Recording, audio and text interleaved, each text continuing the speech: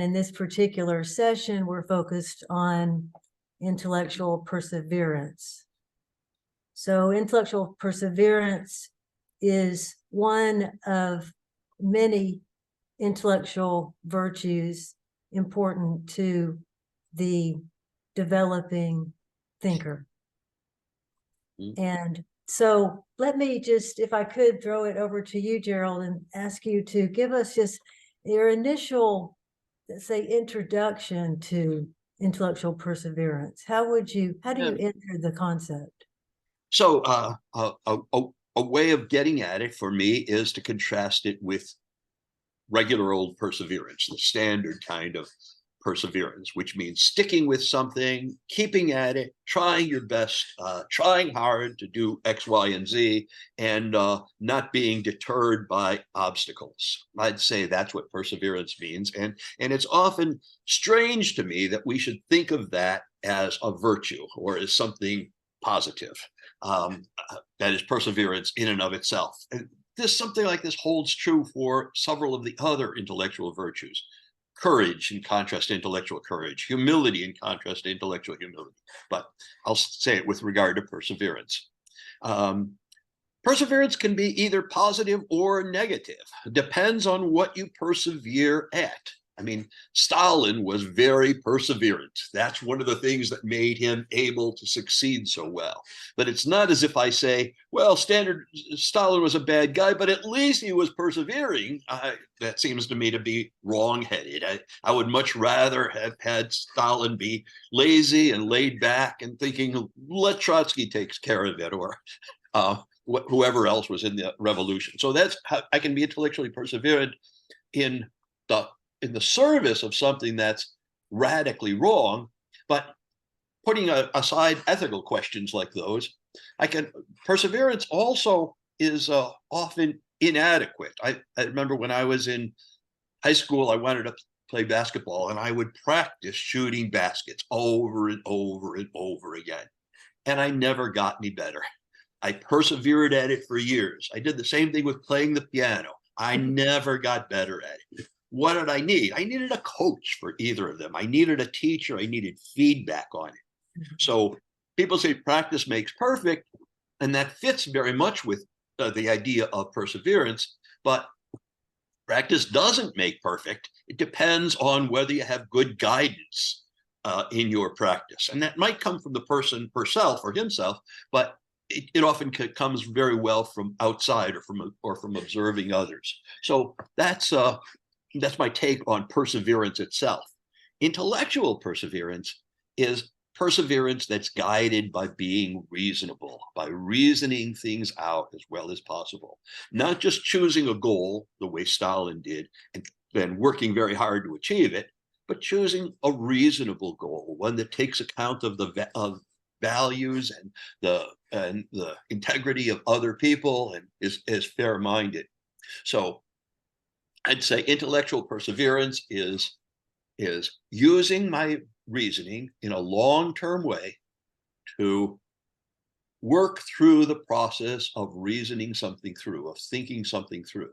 And oftentimes that's difficult and it takes a long time, and I have to take account of the complexities of the subject, and I have to work it all the way through. So the opposite of that we say of intellectual perseverance is intellectual laziness, and it is truly an opposite. But another one is something like short-term gratification, that is being satisfied with making a step and getting some gratification from it and not continuing in the long-term way. So there are many ways of not being intellectually persevering. But again, it's reasoning, thinking things through, that makes sticking with something into intellectual perseverance. That's my take on it. Excellent. Yeah. Let me just sort of comment and build upon what you've said. It's an excellent introduction. So perseverance, as against intellectual perseverance, means that you are working through whatever you're working through, and you stick with it, and you don't give up, even when things get difficult. Mhm. And Mm. but perseverance in and of itself is neutral. That is, it's neither good nor bad. Mhm.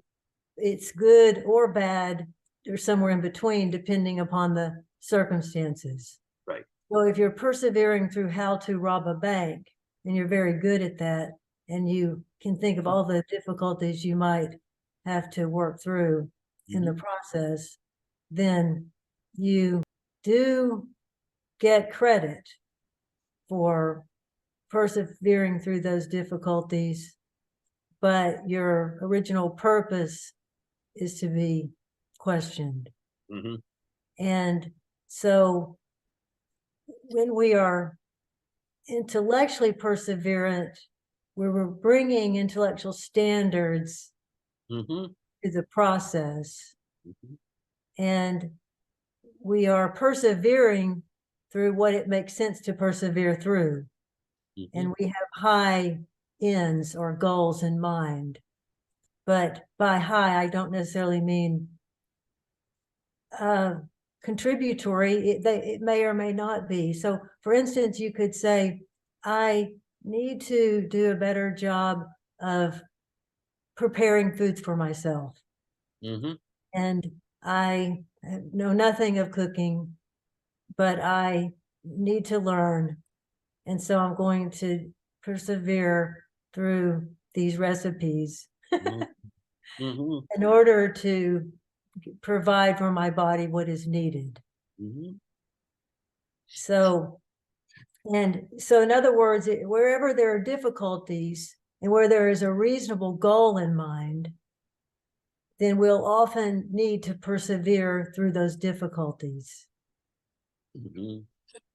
So intellectual perseverance is a little different from the other intellectual virtues that we tend to think of as central to Mhm. the fair-minded critical person, in Mhm. that it seems like you could just separate intellectual perseverance from the ethical dimension entirely. Mhm. Mhm. And with the other intellectual virtues, the ethical dimension is clearly at the core of that virtue, such as intellectual empathy, where Right. you have to be able to think within other viewpoints. That requires the ethical dimension. Mhm. Intellectual perseverance, again, if we think of it in a neutral way, then Mhm. it may not necessarily seem to imply Mhm. that you are concerned with the ethical dimension where it's relevant. Right. Sorry. Well, I just want to say, so someone could, let's say, choose intellectual perseverance. So, okay, I hear all the virtues. I'll choose this one, and I'll just be skilled at thinking through anything I want to think through. Again, using the Mhm. bank robbery, the robber as an example, Mhm. and then just ignore all the other intellectual virtues. And this implies that when we think of the fair-minded critical person, we think of a constellation of characteristics, not one characteristic, Right. but many that Right. interrelate. Yeah. If I think of if my concept of critical thinking is really fair-minded critical thinking, then intellectual perseverance has fair-mindedness in it as well, if it's a critical thinking virtue, right? And that was like your bank robbery example or my Stalin example.